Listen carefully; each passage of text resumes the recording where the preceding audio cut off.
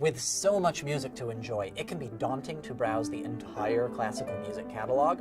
Sure, there's the obvious choices, there's the music you recognize from commercials, and then there's the really good stuff.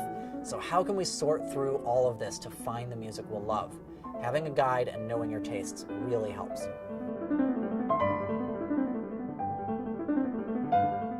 It's so easy to take music for granted these days. The full ecosystem of music is available to stream anywhere, which has allowed our relationship to music to become very casual. So it can be hard to remember that for the majority of history, music was an event, not a commodity.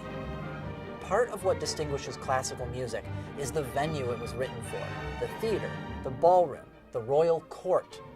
To modern listeners, it's important to meet the music where it lives. You should develop a patience when listening, the same way any long, seated performance would ask of you. Now, listening to classical music doesn't require disciplined attention, but it certainly helps. Many people use classical music to study or to fall asleep, which is wonderful, but that's not ideal for engaged listening. I found that doing laundry or the dishes while listening helps a ton with fidgetiness, as long as it keeps your hands busy and doesn't require much thought. The afternoon commute is another great opportunity for engaged listening on the train or in the car. You might be able to tell this is anywhere you would listen to a podcast. The 19th century gave rise to a plethora of musical innovations and talent during what we call the Romantic period. There's dozens of schools and styles that gained popularity and influence across the world at this time. There is so much music to choose from, it can become quite overwhelming, so a helpful measure for finding music that speaks to you is to search by instrumentation. If you enjoy a delicate piano piece, you probably won't stray far from Paris and the likes of Chopin and Liszt. If you love big sound and epic drama, you'll probably be happier listening to the giants of opera, Wagner, Verdi, and Puccini. If strings make your heart skip a beat, then try the work of Paganini, Vivaldi, or Sibelius.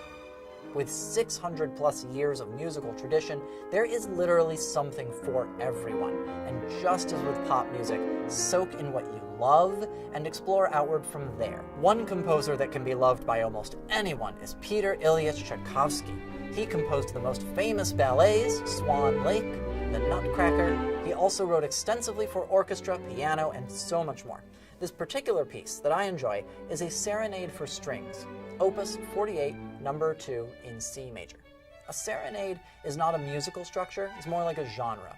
Serenades are light-hearted love songs often played in ballrooms. This serenade is a waltz, a dance in triple time. 1, 2, 3, 1, 2, 3. Listen to how the strings ebb and protract in these transitions, giving a beautiful lightness to the dance. We are so lucky to have all of this musical history at our fingertips just waiting to be explored. If you're in the mood, check out our Lifehacker Spotify playlist for a starter pack of excellent romantic pieces.